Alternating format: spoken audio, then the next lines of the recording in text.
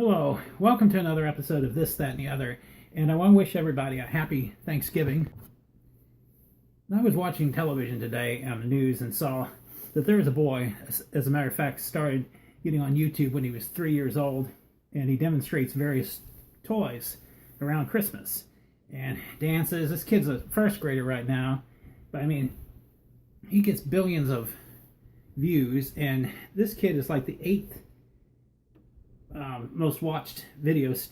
He has eighth most watched video channel, and he makes like over 11 million a year. That's what I saw on the news, and wow, I haven't made any. I've done over 400 videos. I've not made any money on these yet, and well, I don't know. Maybe I need to research more, but I just don't feel like I have enough views to really make any kind of money right now. Waiting for that one viral video to turn this thing around, and hopefully getting a partner will help. Looking for a female partner to help give a female perspective, get more women to watch This, That, and the Other as well as myself. Today I'm going to be talking about Columbia School of Broadcasting that I went to. I've discussed it before, and I played the tape of my last assignment. I'm going to actually play the tape of my first one this time, back in, I believe, 1993, if I'm not mistaken. And then the person grading it, letting me know what I did right and did wrong on it. And this was a lame attempt. I'll tell you, this first tape, I did sound pretty lame on it. I was trying to sound like an announcer. I didn't really know what I was doing at the time, but I'm sure you'd get a good laugh out of it. And I tried to get into the radio business, but there's no money in that unless you really make it big time, unless you're one of those people like Howard Stern or some of these other big time radio people.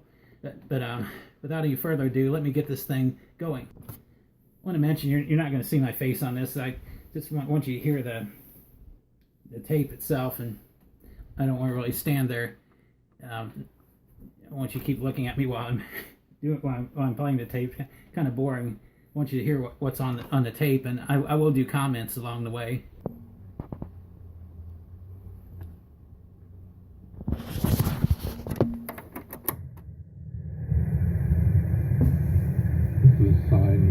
Phase 1A. You can hear the popping. That was me stopping the tape.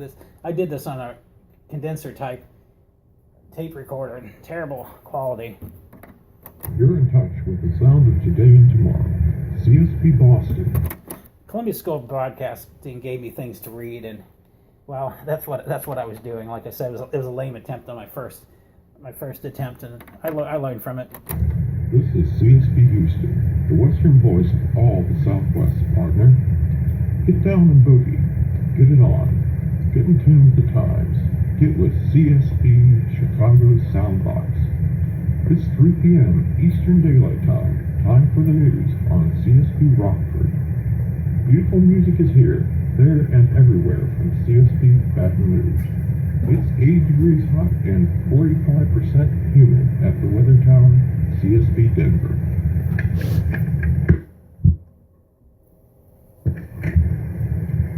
Don't give in to the miseries of the cold. Get soothing, satisfying cold relief from CD in the handy pocket pack or the 100 tablet bottle CD. The diamonds are smallest coin, easy to lose, but no one has ever lost a dime in First Federal Mortgage and Loan. So put your money where it's safe. First Federal. Short of cash, low on dough. Get right with your bill collectors. Consolidate all those debts. Talk to CompuPay, the money people. We'll help you out with low rates. CompuPay. This commercial will take 10 seconds. In that same time, the pig out could serve you a burger, fries, and soft drink. Why are you wasting your time listening to me? You could be at the pig out. Keep your car's cooling system clean. Add a can of guaranteed Liquid Rust Fighter. Ask for it next time you go in for gas. Liquid Rust Fighter. See the action-packed excitement of Major League Hockey at the Vancouver Arena when the Vancouver Captains take on Championship Hockey League opponents. The Caps meet Montreal tonight at the arena. I'm going to go ahead and... Oh, there's more. Caesar salad. baked potato with sour cream and chives, and a fine wine. Ah, that's dining in style. That's dining in the Starlight Room of the Hotel El Bueno in the heart of San Antonio. And there's music and dancing on the Starlight deck. Why not make that dinner for two? No other aroma is so healthy and happy as the fragrance of a ripe, crisp apple. That kind comes from Washington State. What an irresistible invitation to bite. And when you do, you're helping yourself to a treat. Do yourself and your appetite a favor. Eat plenty of Washington delicious and golden delicious apples. You haven't been to Las Vegas? And here it is, the middle of winter, and you're freezing your toes off in the snow when it's warm in Las Vegas. And there are all those shows, and it's warm, and you can eat and play and relax, and it's warm. You have been to Las Vegas? You should have your head examined. And your toes. They're getting frostbitten, but not in Las Vegas. All right, I'm going to go ahead and flip this over to the person that graded it.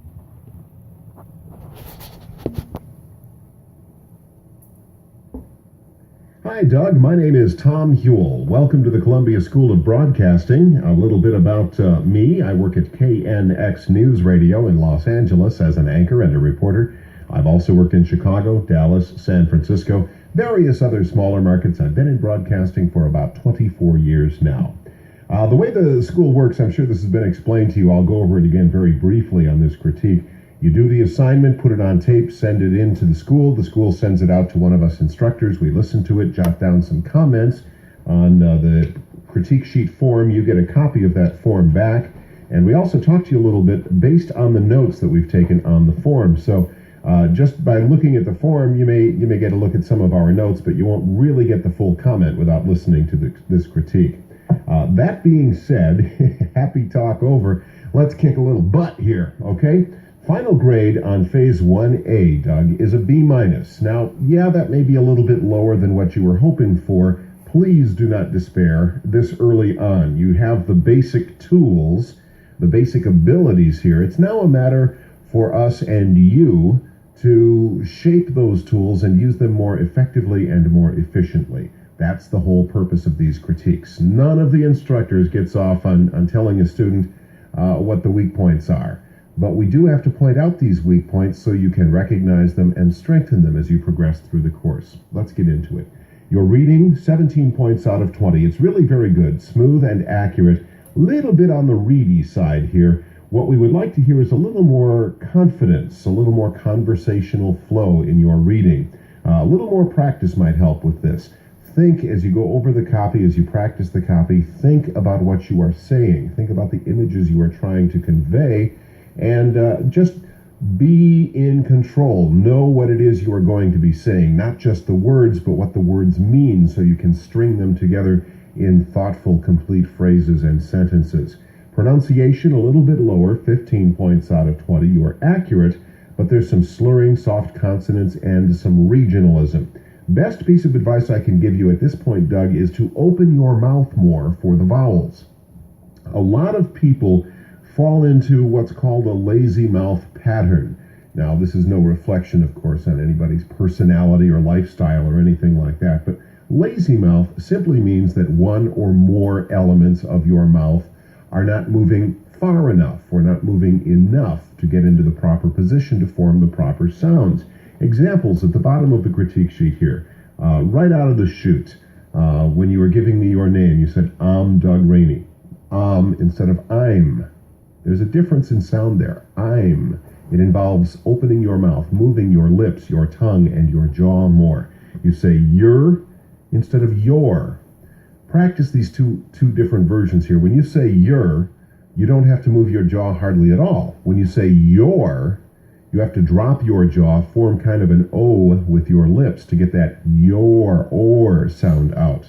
You say get instead of get, fur instead of for, coal instead of cold, an instead of and bill instead of bill. Watch your D sounds when they appear at the ends of words and your L sounds when they appear at the ends of words or in the middle of a word. And here again, it's just a matter of developing, cultivating proper speech patterns, proper speech habits. Once you get into the habit of pronouncing each sound of each word clearly, over a period of time, some weeks, some months, it comes more and more naturally to you, and you find yourself speaking with greater effectiveness. You are communicating your ideas that much more clearly to the listener. Remember, the listener does not have the opportunity to read along with your copy as you are reading copy on the radio. The listener has only what the listener hears, so you have to give them the entire word. Along those same lines, let's move on to interpretation, which is really the weakest of the three major elements on this particular performance. A very flat interpretation, just reading the words, uninvolved, insincere, and not smiling. Now, hey, I know I'm hitting you with a lot of stuff here right out of the chute, but let's not dance around the issue here. With the interpretation, you have to basically, it's your job to make these written symbols on the piece of paper come alive in the mind of your listener. Note I say listener, that's the concept of one-on-one. Now, if I were to say to you, Doug, this commercial will take 10 seconds. In that same time, the pig out could serve you up a burger, fries, and soft drink. Why are you wasting your time listening to me? You could be at the pig out. Okay, there's a little more expression, a little more feeling, a little more commitment to the copy in that kind of a read. In that same time, the pig out. Obviously, you want to punch that. That's the sponsor's name. They could serve you up a burger, fries, and soft drink. Then you kind of laugh a little bit because you don't want to be insulting the listener. You want to bring them in on the joke when you say, "Why are you wasting your time listening to me?" And they say, "You could be at the pig out." Like, "Hey, yeah, what a great idea." Got to try to convey the emotion, the feeling of the copy to the listener, so the listener is then motivated to take action. Short of cash, low on dough, get right with your bill collectors. Consolidate all those debts. Talk to CompuPay, the money people. We'll help you out with low rates. CompuPay. Okay, what did I do on there? On that last read, I tried to, first off, bring the listener in by saying short of cash, low on dough. Hey, who isn't these days, right? Now I'm saying you can get right with your bill collectors. Punching right, because that's the image you want to convey to the listener. This is the right thing to do. The right thing to consolidate all those debts. So here again, I'm punching consolidate all those debts. You want consolidate is an upward. All those debts is kind of a down phrase. Talk to CompuPay, the money people. We'll help you out with low rates. Then again, you bring it in one last time to sell it. CompuPay. Okay, see what I mean? Try to really put more of yourself, more expression, more feeling, more emotion into what you say as you say these, as you read these words. No other aroma so healthy and happy as the fragrance of a ripe, crisp apple. Okay, think to yourself, ripe, crisp apple. Crisp is an operative word here. That nice, crunchy kind of soft crunch of biting into a nice, ripe apple. You want to try to convey that feeling as you read this copy. You haven't been to Las Vegas, and here it is the middle of winter, and you're freezing your toes off in the snow when it's warm in Las Vegas. And there are all those shows, and it's warm, and you can eat and play and relax, and it's warm. You haven't been to Las Vegas? You should have your head examined, and your toes. They're getting frostbitten, but not in Las Vegas. Okay. Enough about expression. Try to really overdo it when you move on to phase 1B. I want to hear a lot more expression, a lot more expression. Think about what you are saying. Think about how to say these words to convey the feeling, the emotion, the spirit, the guts of each of these words.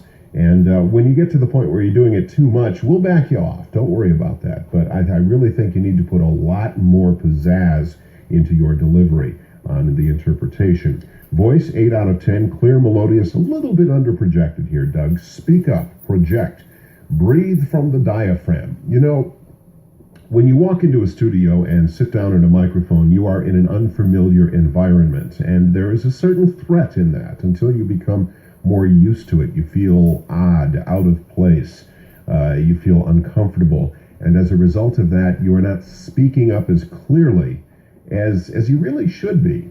Listen critically to announcers on the air. See how many of them are talking down like this, and how many of them really try to project some personality, some life, some form into what they say. They are speaking with more confidence, conveying that confidence.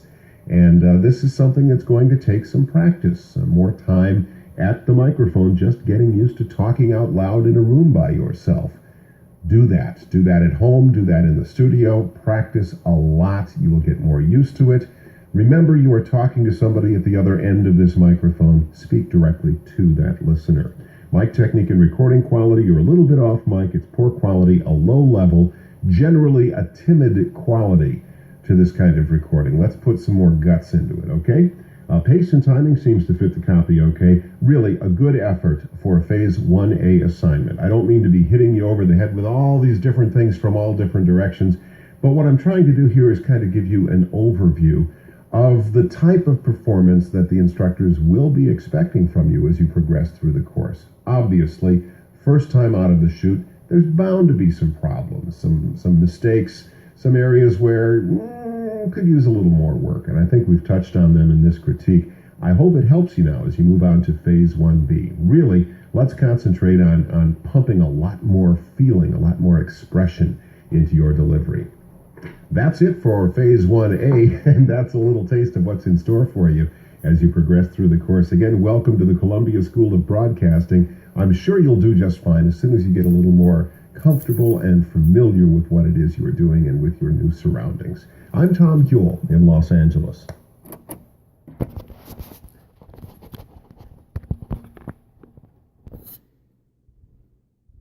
And that concludes the Phase 1A tape that I did for Columbia School of Broadcasting. And I did spice it up after hearing the critique. Here's one of the commercials that they had us read, the Zap Battery commercial. And let's see if I do a little better on it. Let's take a typical winter morning. You're late for work. You've hurried through breakfast, grabbed your coat and gloves. You hop in your car, hoping the traffic won't be too bad and your car will start. Will it? That seems to be pretty much up to you and your battery. And the kind of battery you have is up to you. So consider the car starter the Zap Battery. It can be counted on when the temperature is low because the Zap Battery provides a super burst of power instantaneously to overcome the resistance of a cold engine. That super burst or zap is what it takes to get started. The Zap Battery, for cold weather starts you can count on. See your Zap Battery dealer, or look for the yellow, blue, and green Zap Battery sign at your nearby service station. Start for sure. Zap your car with the Zap Battery, the guaranteed battery. That was a challenge. Here's another challenging commercial, a tongue twister for Taste Tester Toaster.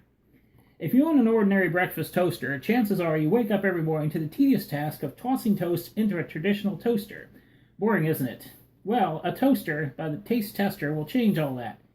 You set it like an alarm clock so that you wake up to the wickedly delicious smell of warm toast every morning, instead of that irritating racket from a clock or radio. Not only that, your terrific new toaster by Taste Tester Toaster has attachments for making toast 10 times more tantalizing. Taste Tester Toaster has 10 tiny compartments for butter, sugar, cinnamon, jelly, peanut butter, ice cream, or meatballs, and it's automatically toasting toast with a topping that tempts your tongue. Like they say at Taste Tester, a Taste Tester Toaster makes truly taste-tempting toast. Taste Tester Toaster, available at fine stores everywhere. Drop by your nearby appliance store and pick up your Taste Tester Toaster today. Tempt your tongue with Taste Tester Toast tomorrow. Wow, that was a challenge. This is from the binder that I got from Columbia School of Broadcasting in their logo, and it was out at Bailey's Crossroads, Virginia, around Alexandria area, and I enjoyed going to that school, and I took a production class, but like I said before, there just wasn't any kind of money to be made in that particular field, and I would still like to do something career-wise with it, but I don't know what at this point. So I'm gonna keep doing this YouTube show. As always, like, subscribe, share. Looking for a partner to help me do this show, as I've always said. As always, happy Thanksgiving to everybody, and thanks for watching.